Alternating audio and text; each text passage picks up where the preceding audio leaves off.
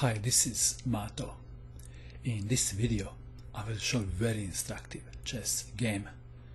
This is the game between Jones Gawain and Viswanathan that was played in London Classic Tournament in 2012.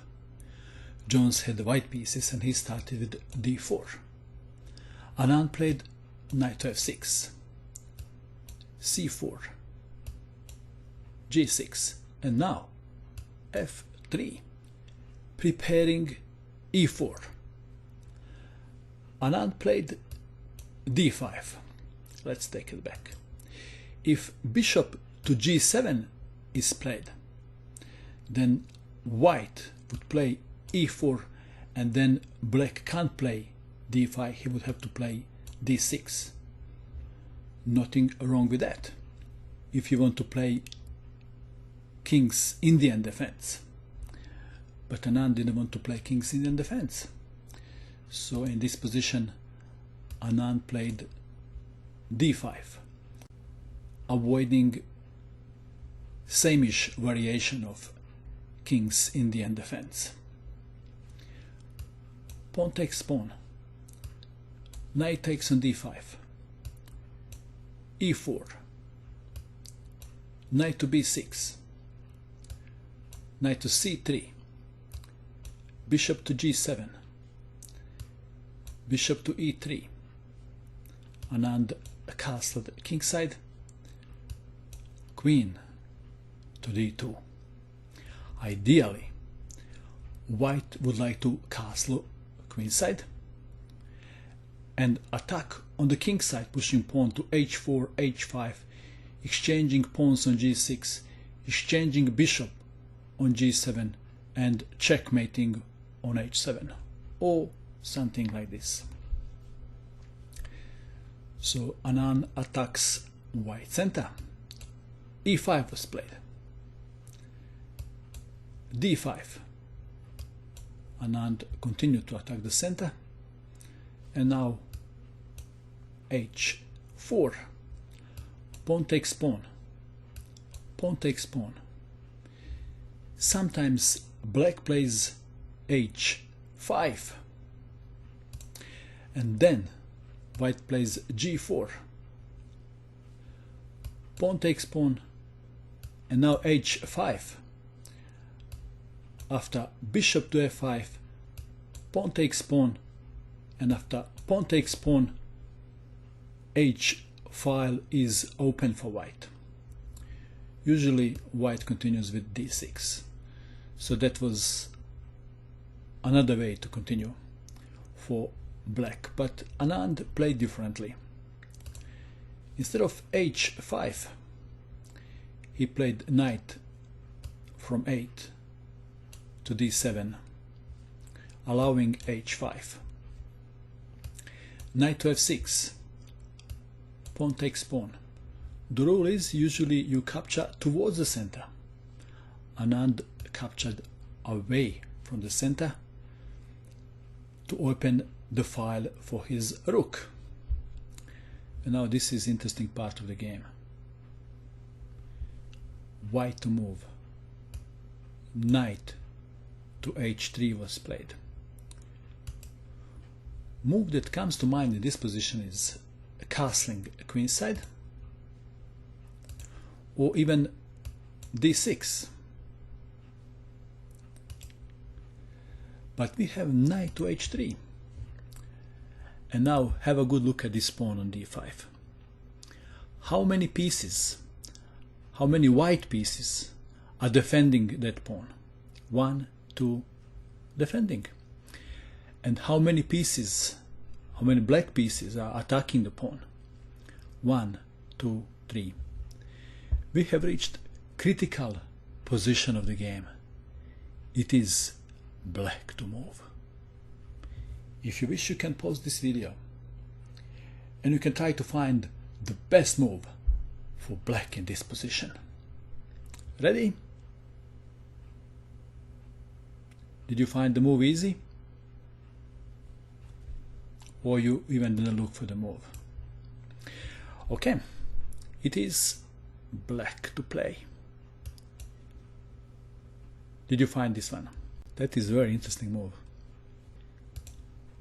Anand is sacrificing the pawn. He had a chance to win the pawn on d5, but he didn't. Let's have a look what would happen if he did. That is the most obvious move, taking pawn on d5. That is why probably Jones played knight to h3, to allow black to capture pawn on d5. Let's see what will happen. This is just one possible variation. Knight from f takes on d5. Knight takes knight. Queen takes knight. Queen takes queen. Knight takes on d5. And now bishop to c4, pinning knight. If bishop to e6, what happens then? Then knight to g5, attacking bishop. So perhaps he would have rook to d8. And now bishop to g5 could be played. Or maybe knight to g5, attacking pawn on h7. For a sacrifice pawn, white has good activity of his pieces, doesn't he? So going back to our critical position, Anand didn't win the pawn. He sacrificed the pawn to open the diagonal for his bishop. And now his knight can go to e5. Pawn takes pawn. Knight to g4. Bishop to f4. Knight to e5. Bishop to g5, attacking queen. Queen to d6. Knight to b5. Queen to c5. Knight to a3 was played. It is black to move. What would you play in this position if you had black pieces? Again, if you wish, you can pause the video and you can try to find the best move for black in this position. Ready? What did you find? Bishop takes knight. What happens if rook takes bishop? If rook takes bishop, then knight from b to c4, and after knight takes knight, knight takes on c4, after queen to c2, rook takes on f1, king takes, rook to f8, after rook to f3, knight to e3 is winning the queen. Instead of taking bishop on h3, bishop to e3 was played.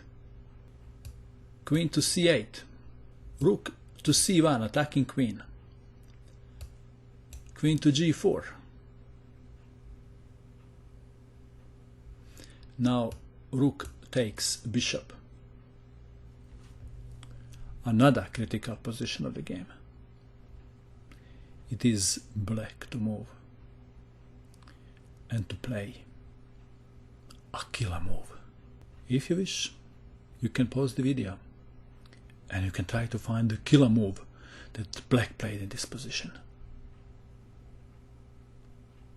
Ready? Have you seen this? Queen takes rook. What else? But to recapture with pawn. Knight to f3. Defender of f3 is now on h3. This is check, forking king and queen. King to e2. Knight takes queen. Bishop takes. Bishop takes pawn on b2, forking rook and knight. Knight to b5. Bishop takes rook. Bishop takes bishop. It is black to move, and Anand found another very nice move in this position. Can you see a nice move? That is knight takes pawn on d5, sacrificing the knight for the attack. Rook from a to e1, check. If king moves away from the bishop, rook takes bishop. Bishop to e3. In this position, Anand played a move and Jones resigned. What is the move? That was rook takes bishop on f1, and white resigned. Possible continuation is king takes rook, rook takes bishop. If, for example, d6, black even has time to win the pawn, and after king to e2, king to f7, if, for example, knight to d4, preventing king from going to e6, then king to e8, and black is winning. There is also another variation. Knight to d6 could be played. Still, rook takes pawn. Knight takes on b7, threat is pawn to d6, d7 and d8. But after rook to d3 and d6, king to f7, and white is again losing. After king to e4, rook to b5, and the knight on b7 is a dead horse. And going back to that critical position at move 14, how many people would sacrifice the pawn instead of winning the pawn in this position? I hope that you enjoyed watching this video. I wish you good luck with your chess, and bye for now.